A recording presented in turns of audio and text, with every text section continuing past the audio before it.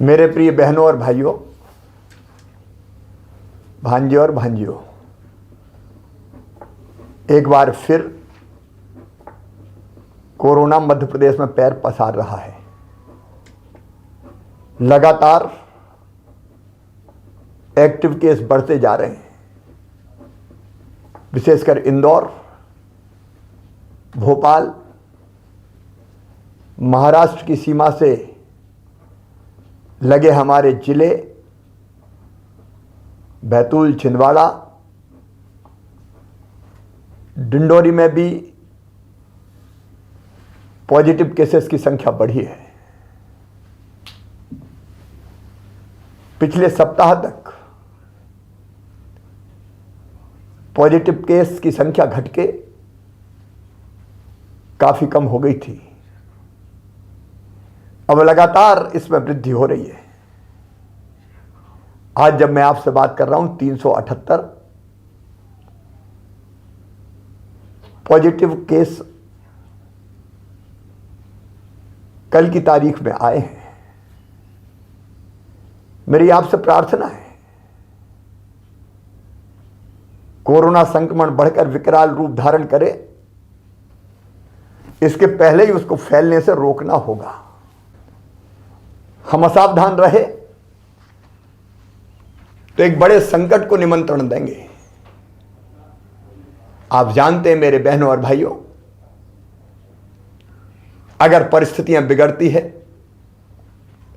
तो लॉकडाउन जैसे सख्त कदम उठाने पड़ते हैं और लॉकडाउन से हमारी अर्थव्यवस्था चौपट हो जाती है। गरीब की रोजी रोटी चलना मुश्किल हो जाती है। हम नहीं चाहते कि लॉकडाउन की नौबत आए और इसलिए आपसे विनम्र प्रार्थना कर रहा हूं, सावधानी में ही सुरक्षा है। कृपया करके मास्क का उपयोग कीजिए। मास्क बचाव का सबसे प्रभावी हथियार है हमारे पास। भीड़ भाड़ से बचिए। अलग अलग क्राइसिस मैनेजमेंट ग्रुप ने जिलों के अपने यहां कुछ गाइडलाइन तय की है, विधि निषेध बनाए। कृपया करके उनका पालन कीजिए। हमने प्रभावित जिलों में जहां क्राइसिस मैनेजमेंट ग्रुप ने यह फैसला किया है कि बड़े मेलों का आयोजन नहीं होगा, वहां ऐसे बड़े मेलों का आयोजन निरस्त किया है। कुछ जिलों में इंदौर जैसे शादी और विवाह की संख्या को भी हाल की क्षमता से आधी किया है। अलग अलग जिलों की परिस्थिति के हिसाब से जिलों ने ही फैसले किए हैं। मेरी आपसे अपील है, उन फैसलों का सम्मान करें। अभी हम नाइट कर्फ्यू नहीं लगा रहे, लेकिन परिस्थिति अगर बिगड़ी तो फिर हमको उस दिशा में भी जाना होगा। मेरी सरकार की भरपूर कोशिश रहेगी कि हम इस संक्रमण को किसी भी कीमत पर फिर से न फैलने दें, लेकिन खतरे की घंटी बज रही है। आपके सहयोग के बिना संक्रमण रोकना संभव नहीं है। महाराष्ट्र में जिस ढंग से फैला हुआ है, हमारे बॉर्डर के डिस्ट्रिक्ट, चाहे वो बुरहानपुर हो, खरगोन खंडवा का भी थोड़ा थोड़ा हिस्सा लगा हुआ है, बैतूल, छिंदवाड़ा, सिवनी, बालाघाट, सबको सावधान रहने की जरूरत है। वहां से आने वाले भाई और बहनों की पूरी चेकिंग की जाएगी। मेरी अपील है कि आप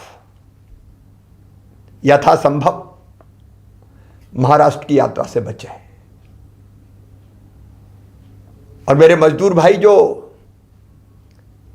पड़ोस के जिलों में सवेरे जाते हैं, रात को वापस आते हैं, उनसे भी मेरा निवेदन है, मनरेगा के अंतर्गत आपके जिले में ही आपको काम की व्यवस्था की जाएगी। कृपया इस समय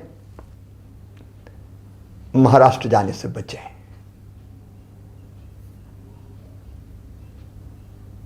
मैं फिर एक बार